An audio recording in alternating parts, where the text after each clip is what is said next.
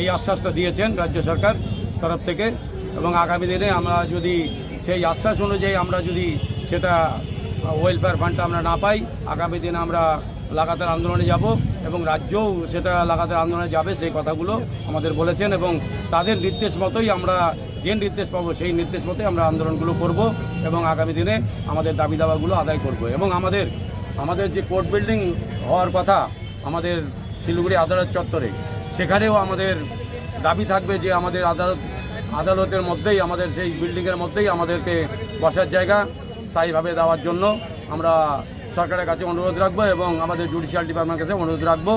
এবং আমরা সেটা দীর্ঘদিন যাবতই আমাদের সেই আন্দোলন চলছে যে আদালত ভবন হলে সেখানে আমাদের যেন বসার জায়গা দেওয়া হয় সরকারিভাবে এবং স্থায়ীভাবে, যারা আমাদের লোকলারা বসে কাজ করতে পারে।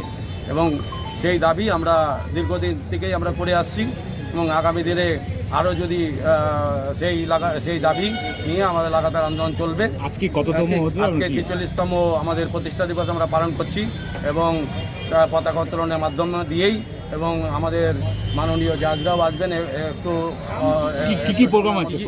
আমাদের প্রোগ্রাম হচ্ছে, প্রথমেই হচ্ছে আমাদের পতাকা উত্তোলন হলো, তারপরে উদ্বোধনী সঙ্গীত, তারপরে আমাদের মাননীয় ব্যক্তিদের হচ্ছে সম্বর্ধনা দিয়েই আমাদের সবার কাজ শুরু করা হবে। এবং আমাদের যে নতুন যে মেম্বারদের 46 জন মেম্বারের এনরোলমেন্ট এবং লাইসেন্স প্রদান করা হবে আজকে এই সবার থেকেই। এবং আগামী দিনে আমাদের সমস্যা কাজ করতে গিয়ে দেখা যাচ্ছে এখন তো সবই অনলাইন হয়ে যাচ্ছে, আমাদের অনেক মেম্বাররা সেখানে আঘাত হচ্ছে এবং আগামী দিনে আমরা সেই নিয়েও আমরা আন্দোলন চালাচ্ছি যে যাতে অনলাইনগুলো যাতে বন্ধ হয় এবং আগামী দিনে যাতে আমরা মেম্বাররা সঠিকভাবে করে খেতে পারে এবং রুটি রোজগারের মাধ্যমে তার পরিবার নিয়ন্ত্রণ করতে পারে, সেই দাবি রেখেই আমরা আগামী দিনেও আমরা চলবো এবং দাবি দাবা নিয়ে চলবো। কতজন মেম্বার আছে এই মুহূর্তে আমাদের 380 জন মেম্বার আছে।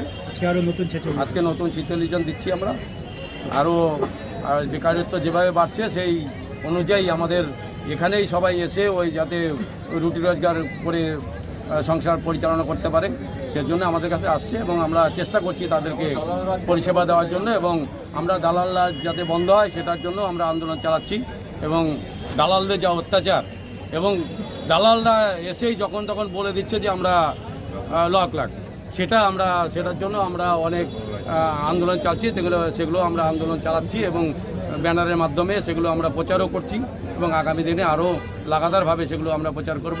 এবং আমাদের বারও বলেছেন যে দালালদের হটানোর জন্য তারাও আমাদের সহযোগিতা করবেন।